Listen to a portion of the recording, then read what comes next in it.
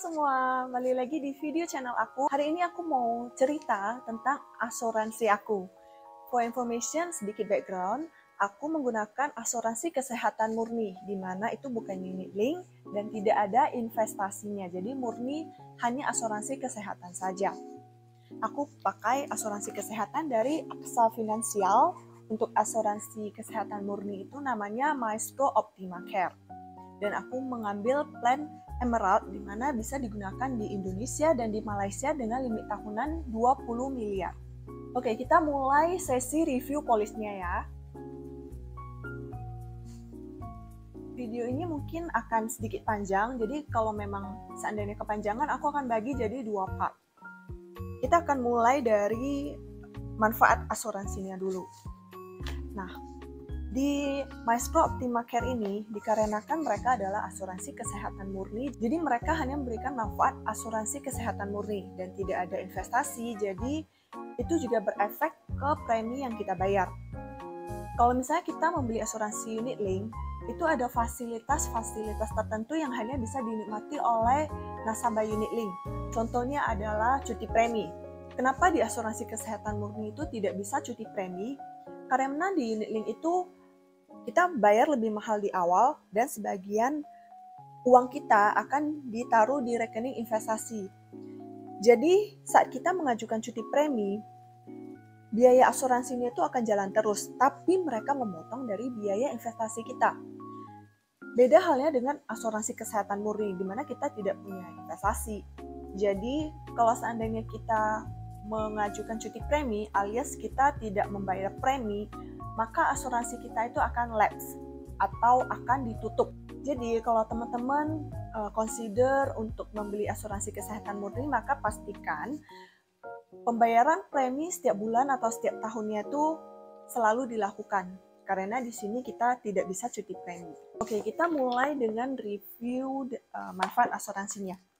Di Maestro Optima Care, terutama untuk plan Emerald yang aku pakai saat ini, wilayah pertanggungannya itu bisa di Indonesia dan bisa digunakan di Malaysia.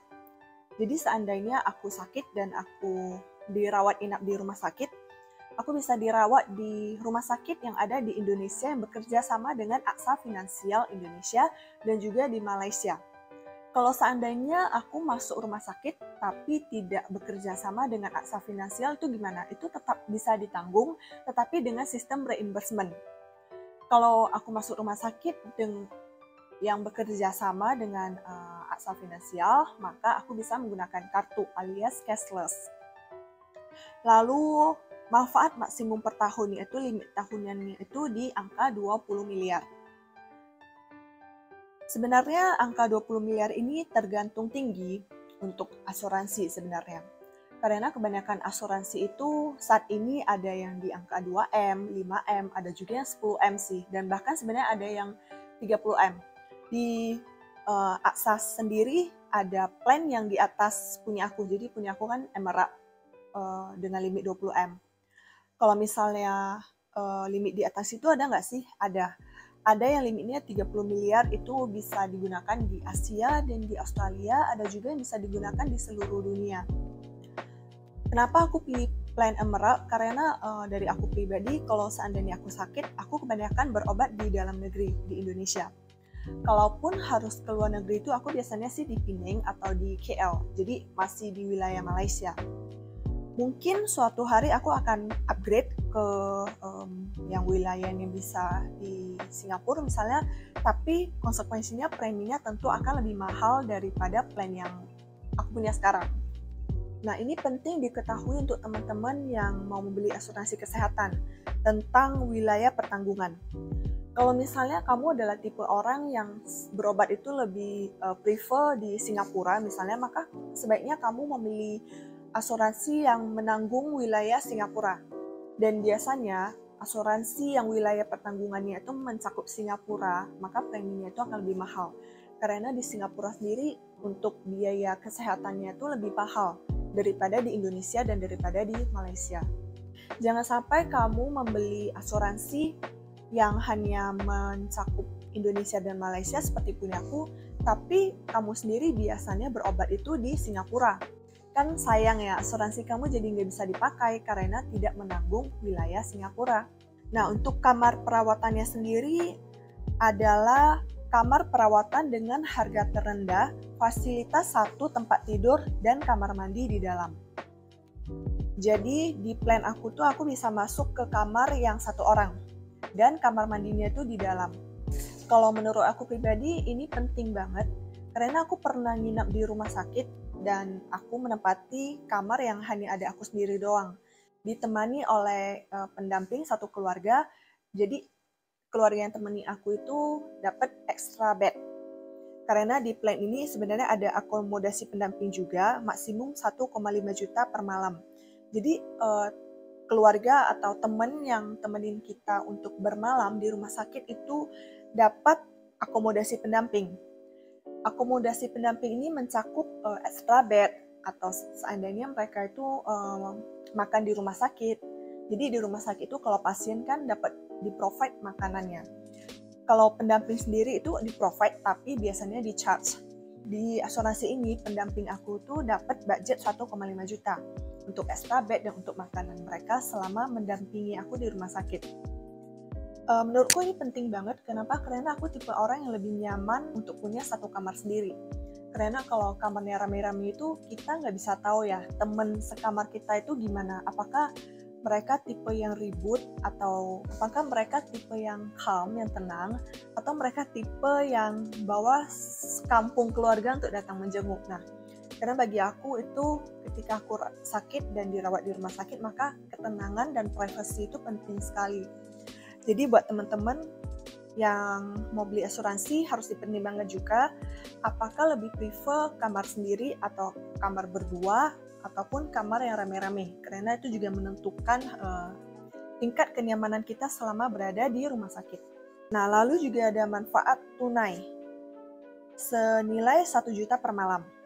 Seandainya nih kamu punya asuransi kantor, kalau misalnya aku pakai asuransi kantor untuk klaim biaya rumah sakit aku, kan artinya aku tidak pakai asuransi kesehatan aku yang ini. Nah, aku bisa klaim manfaat tunai yaitu 1 juta per malam. Misalnya aku dirawat 3 malam di rumah sakit karena DBD, tapi aku tidak klaim pakai AXA, aku klaim pakai asuransi kantor. Maka aku bisa klaim senilai 1 juta kali 3 juta untuk manfaat tunai asuransi dari AXA ini. Nah, sebenarnya asuransi kesehatan itu mengcover rawat jalan nggak sih? Jawabannya adalah ada. Tapi, rawat jalan yang dimaksud adalah rawat jalan yang berhubungan dengan penyakit kita saat kita rawat inap. Misalnya aku masuk rumah sakit bermalam karena DBD. Jadi sebelum masuk rumah sakit itu pastinya kita ada check up dulu dong. Cek darah apakah benar ini DBD atau bukan. Setelah kita cek darah, ternyata ini DBD nih. Lalu besoknya masuk rumah sakit untuk dirawat inap. Ini kejadian seperti yang aku alami kemarin.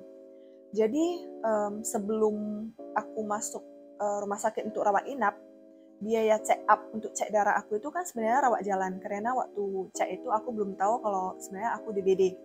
Aku check up darah untuk tahu hasilnya, ternyata itu aku gejala DBD, baru memutuskan untuk dirawat di rumah sakit. Nah, medical check-up itu bisa diklaim karena masih berhubungan dengan rawat inap dan masih dalam jangka waktu 60 hari sebelum rawat inap. Jadi itu bisa ditanggung yang jangka waktunya itu 60 hari sebelum rawat inap.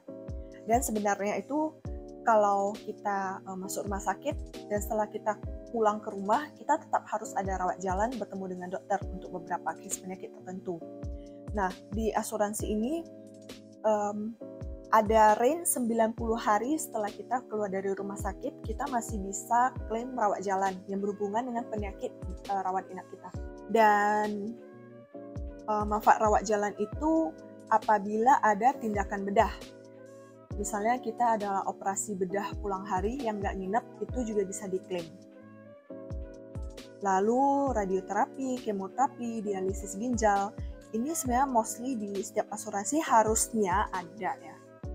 Karena walaupun ini adalah rawat jalan, tapi kalau sampai kita kemoterapi, dialisis ginjal, itu kan artinya itu kan perawatan dari beberapa penyakit berat seperti penyakit ginjal atau kanker misalnya. Jadi itu sebenarnya masih Jadi itu masih ditanggung oleh asuransi, walaupun kita tidak rawat inap. Nah, mungkin sekian dulu untuk benefit asuransi kesehatan aku. Di part selanjutnya aku akan lebih membahas tentang ketentuan polis di dalam polis kesehatan aku. Jadi sekian dulu review asuransi kesehatan aku. Aku akan lanjut ke part kedua untuk lebih mereview dari isi polis asuransi kesehatan ini. Kalau kalian punya pertanyaan, silakan komen di chat di bawah ya. See you in the next video.